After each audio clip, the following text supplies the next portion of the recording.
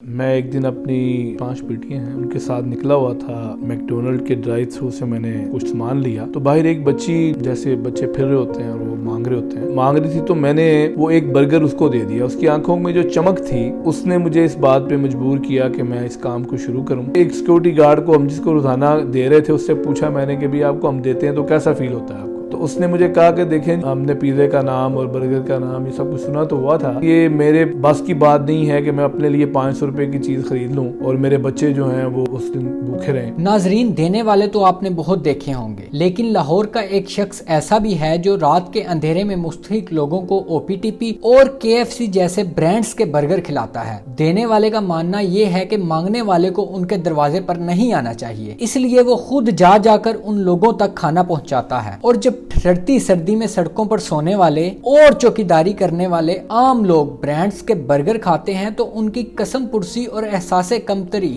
شکر اور نہ ختم ہونے والی مسکراہٹ میں بدل جاتی ہے. لیکن یہ سب کہاں سے شروع ہوا اور یہ شخص کون ہے؟ آئیے آپ کے تمام سوالوں کے جواب انہی سے جانتے ہیں. شاہد صاحب, میں نے مختلف جگہ پہ دیکھا ہے کہ مستحق افراد کو کھانا کھلایا جاتا ہے.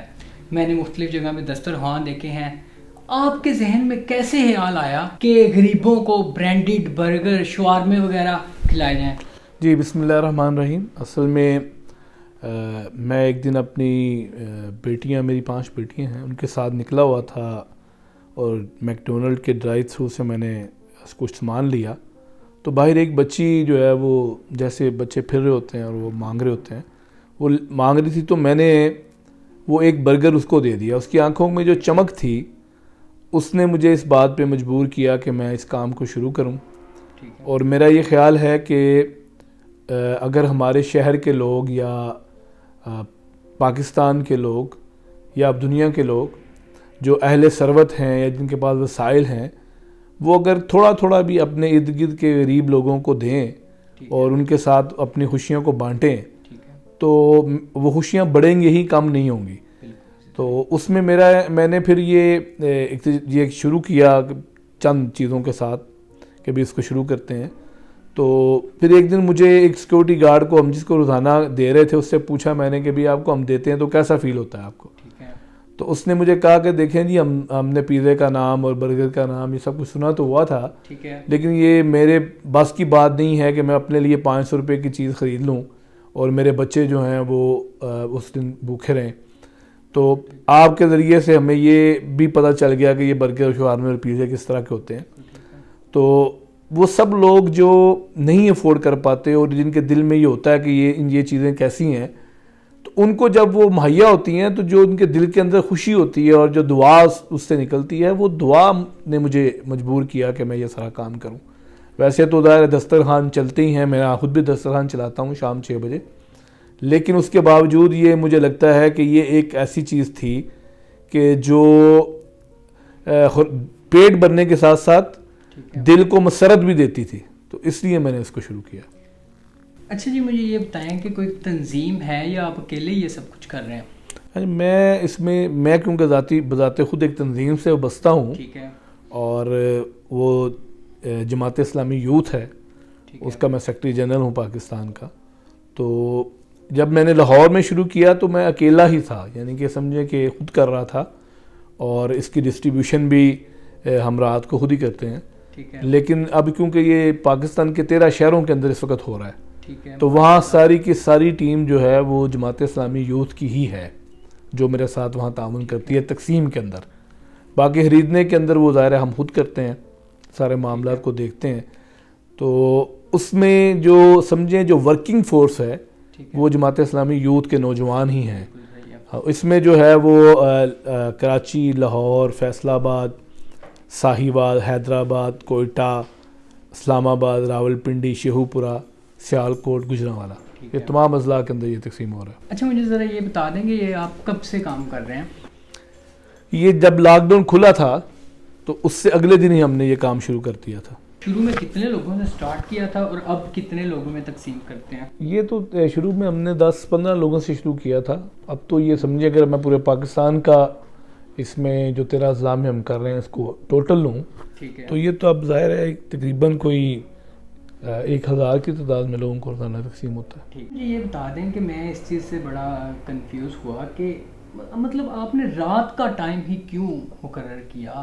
اس کی ایک وجہ یہ ہے کہ یہ جن کو ہم دیتے ہیں نا، میرا ایک ماننا ہے، ٹھیک ہے، وہ ماننا یہ ہے کہ میں یہ سمجھتا ہوں کہ مانگنے والے کو آپ کے پاس نہیں آنا چاہیے، بالکل اسی طرح ہے، آپ کو خود جا کے اس کو دینا چاہیے۔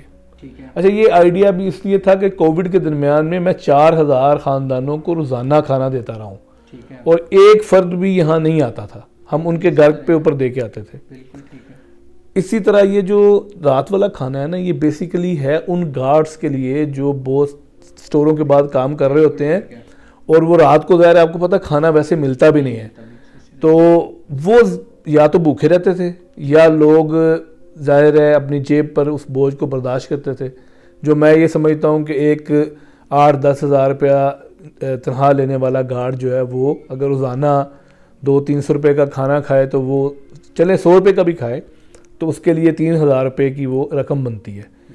تو میں یہ سمجھتا ہوں کہ یہ میری طرف سے ایک کنٹریبیوشن تھا کہ بھئی وہ رات کو ہم ان کو کھانا دیں، وہ اپنا پیٹ سے کریں، اس سے پیٹ بھر کے کھانا کھائیں اور ساتھ میں ان کی بچت بھی ہو جائے۔ تو یہ بیسیکلی گارڈز اور جو رات کو ریڈیو والے جو کچھ رہ جاتے ہیں ان کے لیے ہم یہ کرتے ہیں۔ ٹھیک ہے، اچھا مجھے یہ بتائیں کہ روزانہ ایک ہی روٹ پر نکلتے ہیں یا مختلف روٹس پر جاتے ہیں؟ اچھا، ہم نے تو یہاں پر ایک ہی روٹ رکھا ہوا ہے، ہم یہاں سے نکلتے ہیں اور یہ تقریباً سمجھ لیں کہ 100 کے قریب لوگ ہیں۔ ہم یہاں گلشن راوی کے ایک کونے سے شروع ہوتے ہیں، سمن آباد جاتے ہیں اور سمن آباد سے واپس آ جاتے ہیں واپس۔ تو وہ پورے یہاں پہ آپ کو پتہ ہے برانڈیڈ شاپس بہت زیادہ ہیں اور ہر شاپ کے بعد ایک گارڈ جو ہے وہ بیٹھا ہوا ہے، تو اس کو ہم دیتے جاتے ہیں اور گزر جاتے ہیں۔ ایک تو یہ اس کا فائدہ ہے کہ ان کو پتہ ہوتا ہے کہ یار ہمیں یہ کھانا آنا ہے۔ بھائی جی روزانہ آتے ہیں سانو کھانا دیندے نے، سانو بہت اچھا لگتا ہے اور یہو جہے کھانے ذرا اچھے اسی کھا لینے یہ دے جاندے ہیں۔ تو اچھا مطلب روزانہ ایک ہی ہاں جی محسوس بندے ہیں جن کو آپ نے جی جی بالکل۔ اب ہمارا یہ ارادہ ہے لاہور شہر کے اندر کہ ہم 4 جگہوں پہ فریزر رکھیں، ٹھیک ہے، اور ایک کمپین لانچ کریں ماشاءاللہ کہ جو آپ لیتے ہیں اپنے لیے اس میں ایک چیز کوئی ایڈ کر لیں اور اس کو اس فریزر میں چھوڑ دیں، اور جس کو ضرورت ہے وہ اس فریزر سے لے لے۔ بالکل ٹھیک۔ اچھا آخر میں ہمارے دیکھنے والوں کو کوئی پیغام دینا چاہیں گے آپ؟ ہاں، میں تمام دیکھنے والوں کو یہ بات کہوں گا، اور خاص طور پہ ان لوگوں کو کہ جو وسائل رکھتے ہیں، کہ دیکھیں آپ کا تھوڑا سا دیا ہوا اس معاشرے کو بہت زیادہ سنوار سکتا ہے۔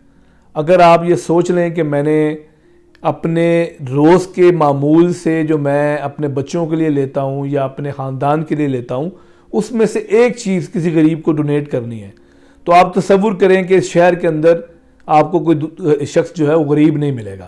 آپ یہ کام شروع کر دیں تو میں اللہ سے بڑی توقع رکھتا ہوں کہ اس شہر کے اندر، اس ملک کے اندر کوئی بھوکا جو ہے وہ پیٹ بھرنے کے بغیر نہیں سوئے گا۔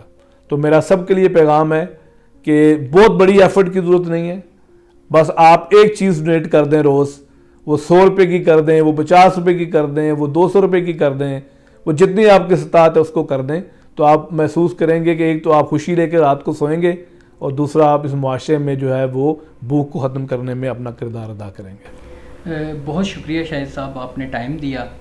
جی شاہد صاحب ہمارے ساتھ موجود تھے، ان سے جو باتیں ہوئیں آپ نے سنی۔ اگر آپ کو یہ ویڈیو پسند آئی ہے تو زیادہ سے زیادہ اسے شیئر کریں۔